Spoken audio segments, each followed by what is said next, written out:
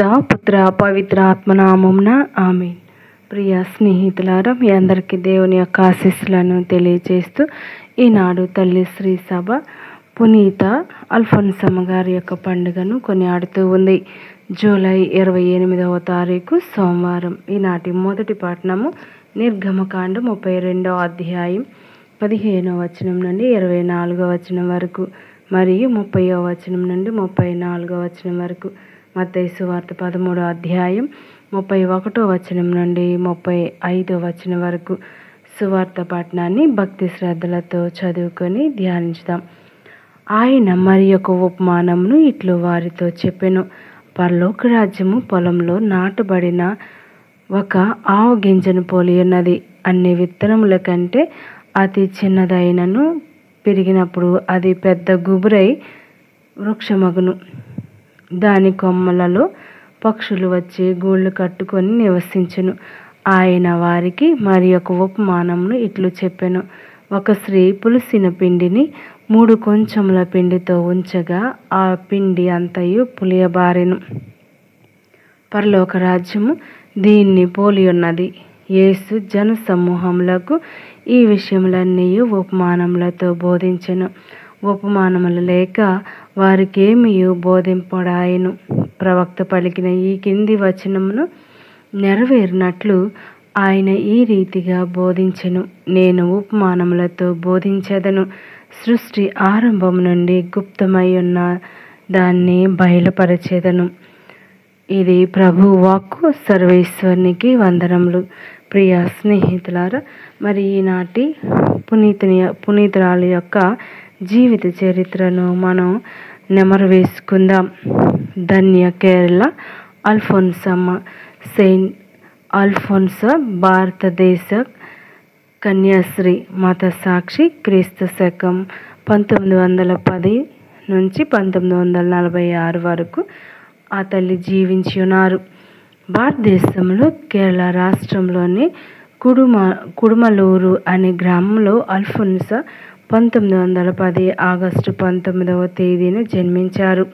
వారి కుటుంబంలో వారు 4వ బిడ్డ. వారికి జ్ఞాన స్నానంలో అన్నకుట్టి అనగా అన్నమ్మ అని పేరు పెట్టబడింది.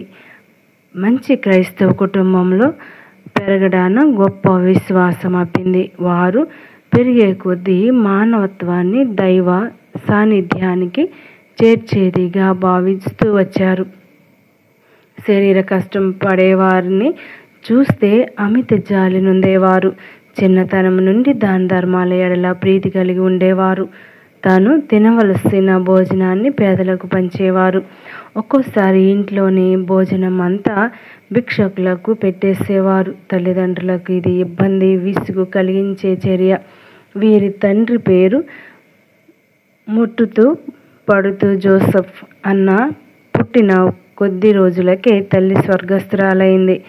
పసిపాపగా ఉన్న అన్న ముట్టతూ పడుతును వారి పెనతల్లి పెంపకానికి తీసుకుని వెళ్ళింది. ఆమె చాలా క్రమశిక్షణ గలది. పిల్లల పెంపకంలోనూ ఆధ్యాత్మిక విషయాల్లోనూ నిక్కచ్చిగా వ్యవహరించేది. అన్నకుట్టి బాల్యంలో పాఠశాలలో చదువుకునే రోజుల్లో చాలా మెతకగా ఉండేవారు. వారిని తోడి కొంటి పిల్లలు ఏడ్పించటం, సరదాకు ముళ్ళ కంచెలోనికి నెట్టివేయడం, ముళ్ళు గుచ్చుకొని గాయాలై నెత్తురు వస్తున్నా కానీ కుట్టి బాధను మౌనంగా భరించేవారు. ఉపాధ్యాయులకు, పెద్దలకు ఫిర్యాదు చేసేవారు కాదు. ఈ బాధలు కలకాలం ఉండవు కదా అని స్నేహితురాళ్లతో అనేవారు. ఉపాధ్యాయులకు చెబితే పాపం వాళ్లను శిక్షిస్తారు.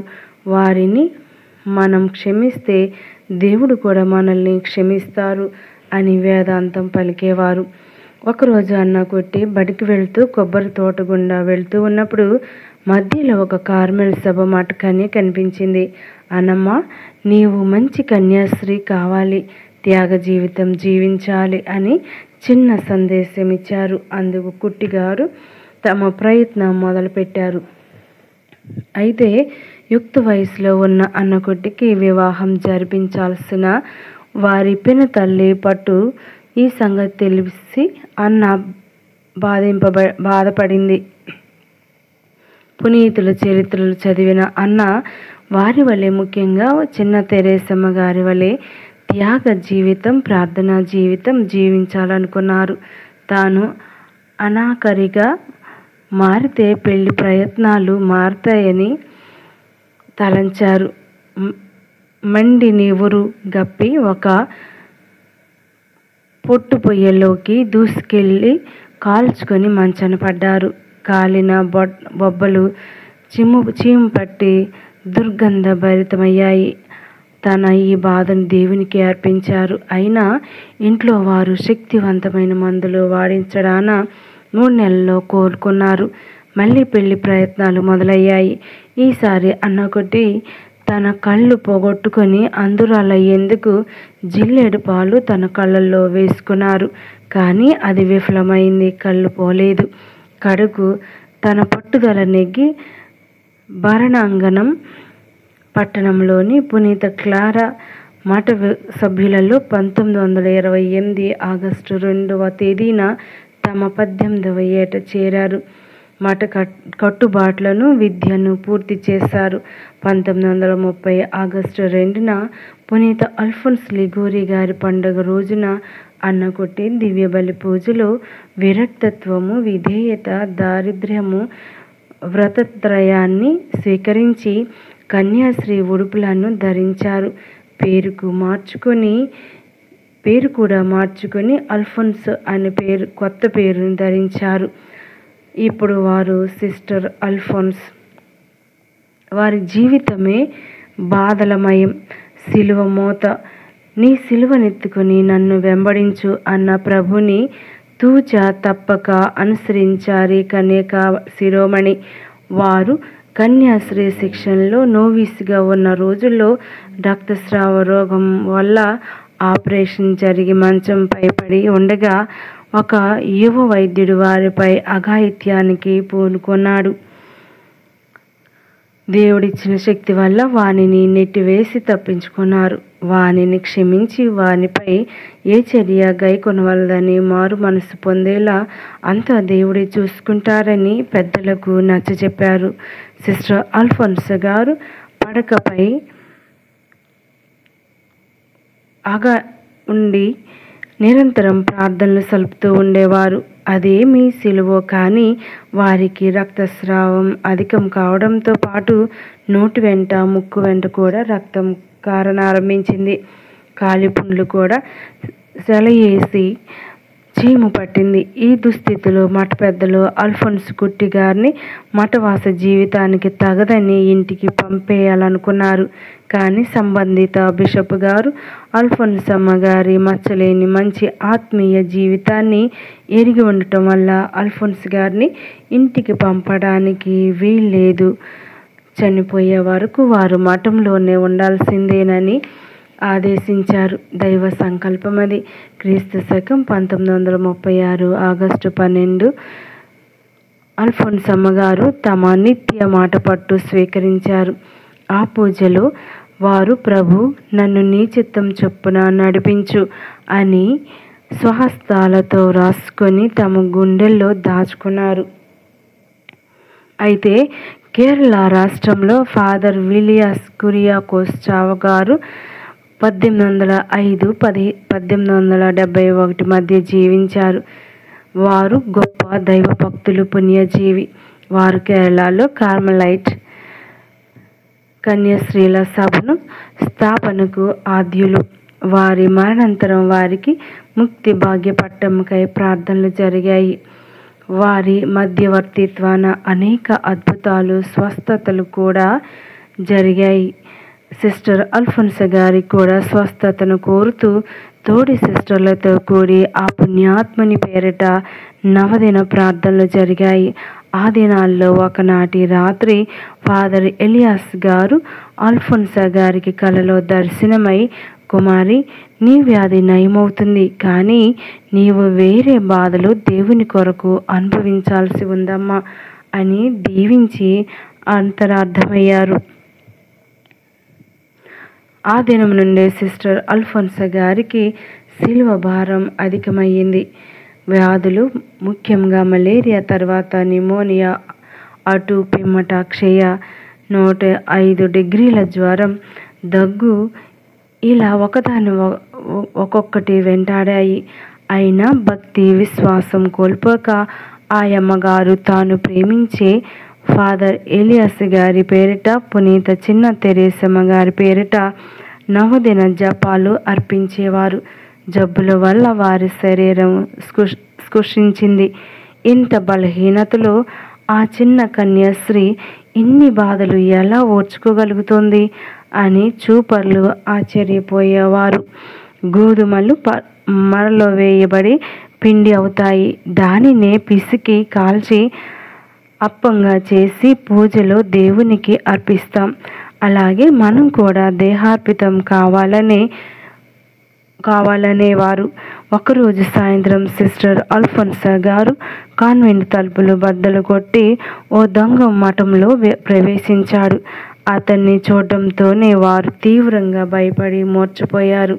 తేరుకునే నాటికి వారి శరీరంపై ఒక పెద్ద గడ్డ లేచింది.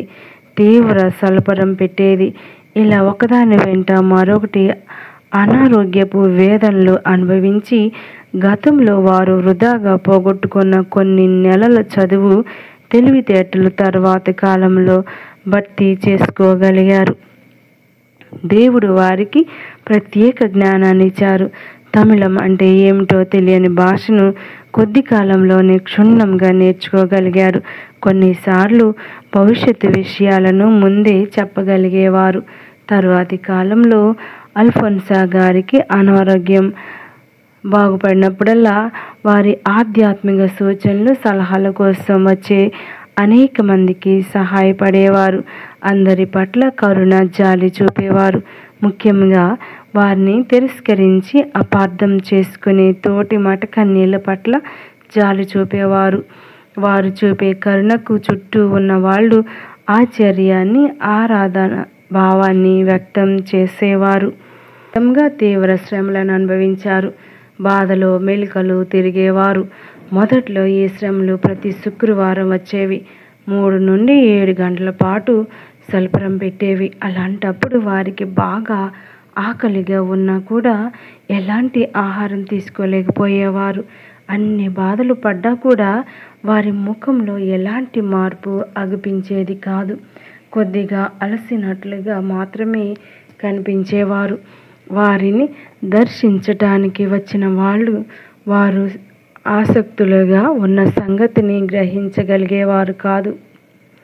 సందర్శకులకు అసౌకర్యం కలగకుండా నిర్ణీత సమయాల్లో శ్రమలు వచ్చేటట్లు సిస్టర్ కేరళ అల్ఫోన్సా గారు దేవుణ్ణి ప్రార్థించారు. వారి ప్రార్థనను దేవుడు ఆలకించారు. సంపూర్ణ స్వస్థత కోసం దేవుని ప్రార్థించమని మఠ పెద్దలు వారిని ఒత్తిడి చేయసాగారు. అందుకు అల్ఫోన్సా గారు ఈ శ్రమలనే కాదు మరి దేనినైనా అనుభవించడానికి సిద్ధంగా ఉన్నాను. ప్రస్తుత నాగరికత ప్రపంచం లౌకిక సుఖాల అన్వేషణలో అట్టడుగు స్థాయికి దిగజారిపోయింది. ప్రభువుకు ఇష్టమైన రీతిలో నన్ను వాడుకోనివ్వండి. నేను శ్రమపడినా, గాయపడినా అది ప్రభువుకు ఒక చిన్న కానుక అవుతుంది. ప్రపంచ వినాశనానికి దారితీస్తుంది. మఠవాసుల్లో, గురువులలో దినదినం ఆధ్యాత్మిక జీవితం తగ్గిపోతూ ఉంది అని అన్నారు. గోధుమ గింజల్లాంటి మన జీవితం బాధలు అనే మరలో వేసినప్పుడే దైవార్పిత అప్పం కావడానికి తగిన పిండి అవుతుంది. అలాగే గట్టి ఒత్తిడితో పిండినప్పుడే ద్రాక్షల నుండి రసం వస్తుంది. మనము అంతే. దేవుడు ద్రాక్షల వంటి మన జీవితాలను వ్యాధులు, కష్టాలనే గానుగలు ఆడించి రసం తీసి శుద్ధిపరుస్తారని భక్తులకు చెప్పేవారు అల్ఫోన్సమ్మ గారు. ఆ పుణ్యాత్మురాలి శిలువ బాధలు ఇంకా ఆగలేదు. ఒళ్ళు వాపు, వాంతులు ఆరంభమయ్యాయి. కళ్ళు మసకబారి ఆ తర్వాత దృష్టి కోల్పోయాయి. అయినా వారి విశ్వాసం సన్నగిల్లలేదు. తమ జీవితం ఇంకా ఆడించబడుతుంది, గానుగా పట్టబడుతోందని నమ్మారు వారు. ప్రభువా, ఇతరులకిచ్చే బాధలు వారి నుండి మరల్చి నాకు ఇవ్వండి. ఎందుకంటే వాళ్ళు ఏదో ఒక పని చేసేవాళ్ళు. నేనే ఏ పని చేయక ఇక్కడ పడి ఉన్నాను కదా అని ప్రార్థించేవారు. ఇవన్నీ నీకే ప్రభు అని తనను సమర్పించుకునేవారు. మార నుండి పిండి వచ్చింది, గానుగు నుండి రసం వచ్చింది. ఆ రసములో పరిశుద్ధపరచబడి దేవునికి అర్పింపబడిన విధంగా సిస్టర్ అల్ఫోన్సా గారు క్రీస్తు శకం 1946 జూలై 28న పరమపదించారు. శాశ్వతంగా దైవ సమక్షంలో సమర్పించుకున్నారు. వారు జీవించి ఉన్నప్పుడే వారి పవిత్రత, శ్రమైక ప్రార్థనా జీవితం గురించి కాన్వెంట్ పిల్లలకు బాగా తెలుసు. కాబట్టి పిల్లల ద్వారా పెద్దలు కూడా వారి సమాధి చెంతకు రావడం ప్రారంభమైంది. వారికి పునీత పట్టం కట్టాలన్న ఉద్యమం 1953లో గురుమండల స్థాయిలో ప్రారంభమైనది.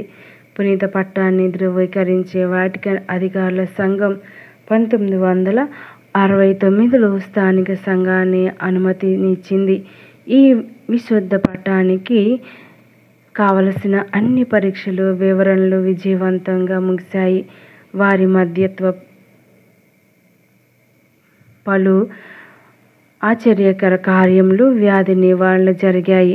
రెండవ జాన్ పాల్ పాప గారు భారతదేశం సందర్శించినప్పుడు కేరళలోని కోట్టయం పట్టణంలోని పెద్ద దేవాలయంలో క్రీస్తు శకం 1986 ఫిబ్రవరి 8వ తేదీన శిలువ జీవిత సిస్టర్ అల్ఫోన్సా గారికి ఫాదర్ కురియాకోస్ ఎలియాస్ చావరా గారికి ధన్యపట్టం కట్టారు.